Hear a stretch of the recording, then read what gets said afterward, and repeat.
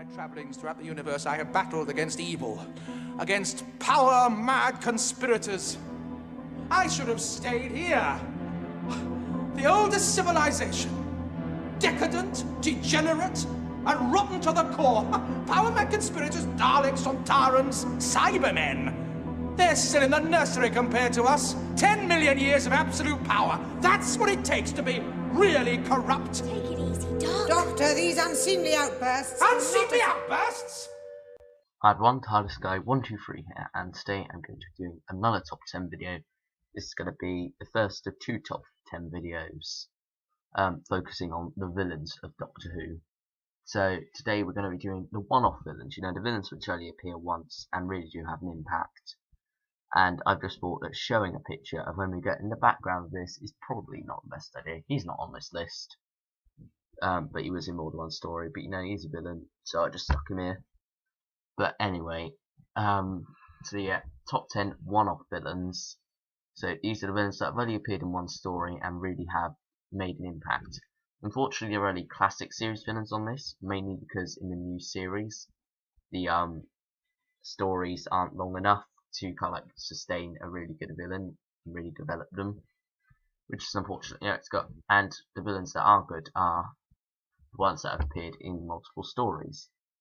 So yeah, now starting off with first place, we have first place. What am I on about? So what am I honestly on about? 10th place. That's the place to start with Packer. Packer! Yes, sir. Reception. 2 young girls. Bring them to me. Right, Mr. Vaughan. Take more than a soldering iron to put that right. Don't you think we ought to get out of here before somebody gets annoyed? Oh yes, I think perhaps you're right. Now, Packer isn't the main villain of this story. That's more Tobias Vaughan, and we'll get onto him later. He is definitely on this list. Not going to say where just yet, but you know, Packer, he's an incompetent villain, I guess.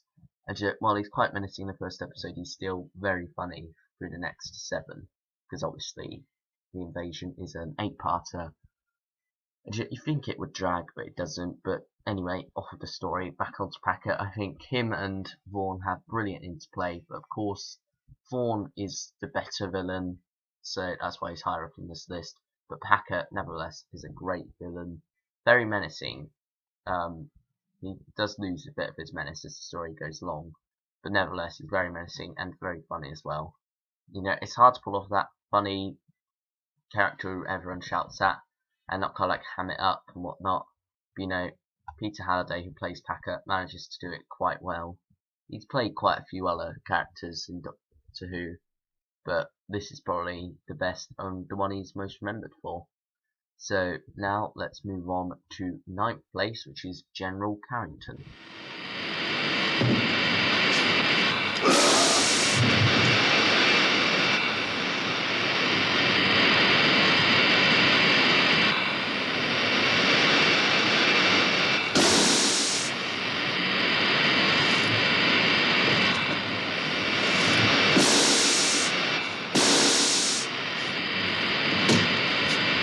Sir James.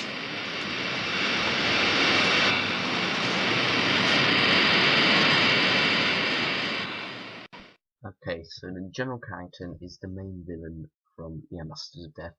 And to be honest, he's not really a villain in a way. He is the villain of the story, he is the main antagonist. He's a very real villain. He's not kind of out for power or anything. He's just very misled, and that's what most villains are really. He's very misled and he's driven insane and whatnot, and I think he's a very enjoyable, very good villain. Ambassador's Death is just a very good story, to be honest.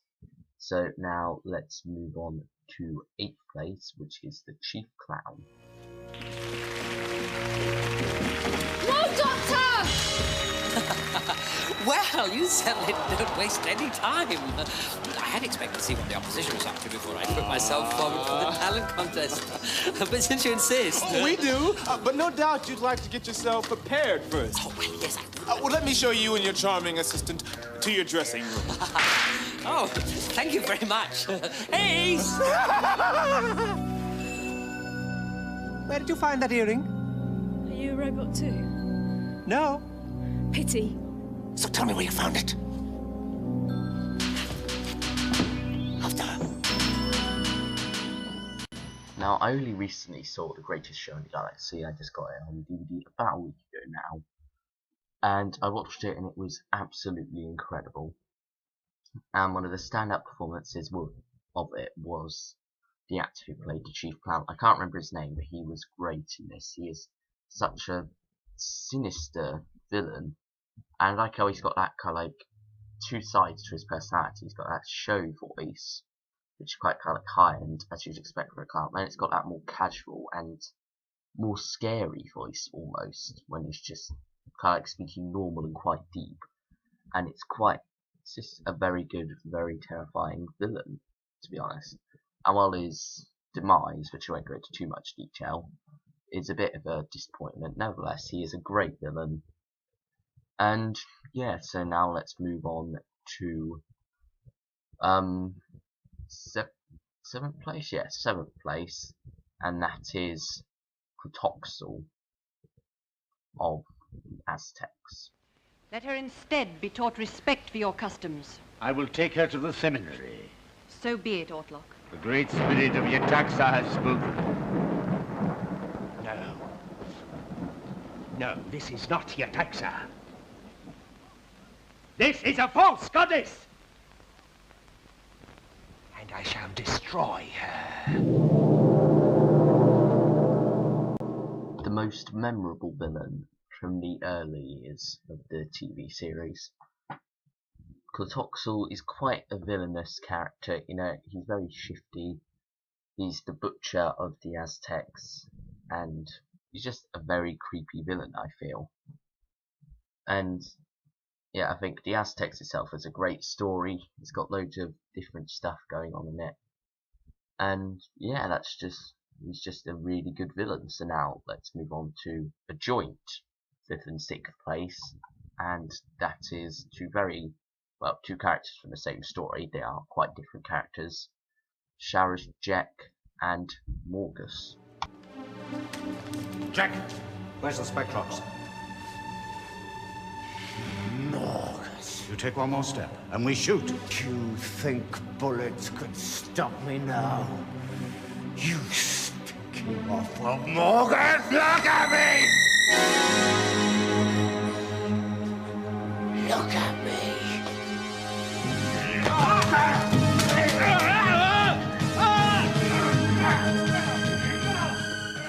It's hard to choose which one is better, because they are two very different villains.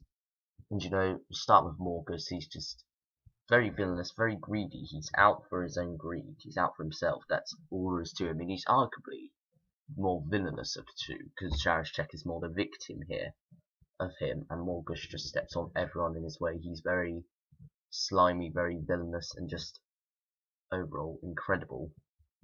And then we have Charishchek, who is quite different, quite more emotional, quite more distraught, really torn apart by all this stuff, but nevertheless a great villain, and well, a great villain because of it, I guess. So now let's move on to 4th place now, which is Salamander. Full power on line 1, Salamander. Oh, good. No faults indicated. Oh, excellent.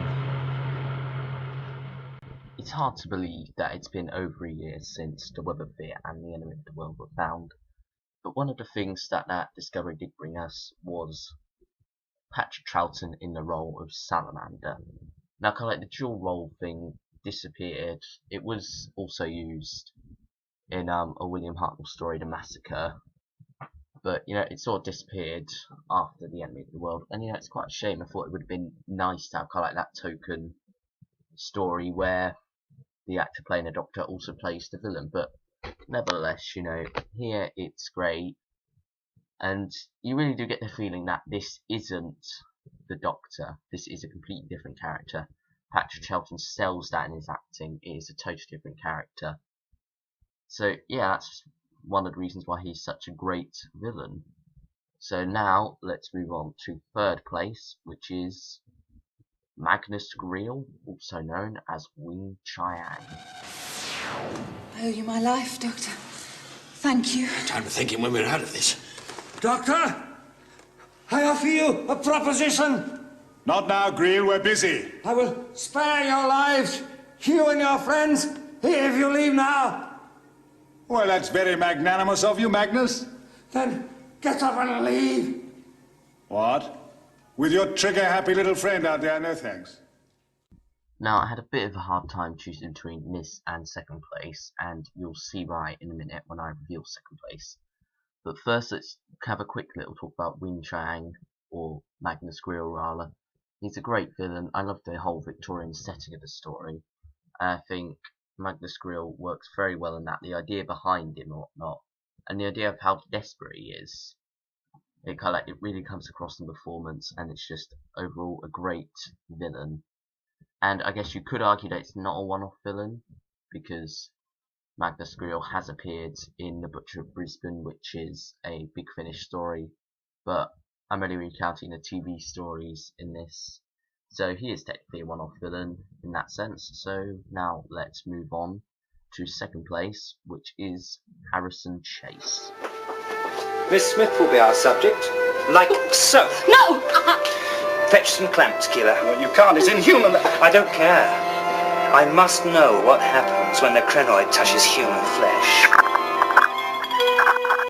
Now, this is a slightly camp performance, I guess, but nevertheless, Harrison Chase is a superb villain. He's very much kind of got that Bond villain element to him, and he's just really enjoyable to watch on screen. He just sieves out villainy. He's quite mad as well, and he's very scary. You don't know what he's going to do next, and I think that madness helps with that a lot. So now let's move on to first place at last, which is, I'm sure many of you probably know this by now already, and that is Tobias Vaughan. Those are the main control switches, those radio beams. There don't seem to be any Cybermen about at all, that's odd. Well, let's not waste time then.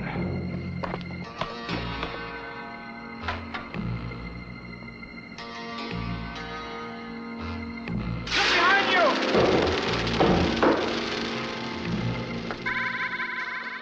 Now we've come full circle. We had Packer at number 10 from the Evasion. Now we have the main villain from that story, Tobias Vaughan. And he is absolutely incredible. And I think he's definitely worthy of first place on my list.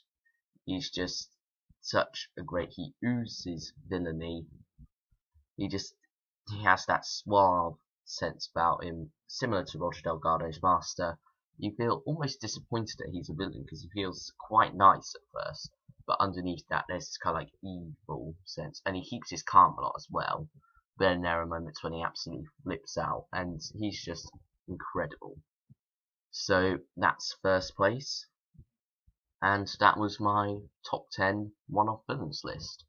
So yeah, in a couple of weeks time I'll be doing a top 10 recurring villains list.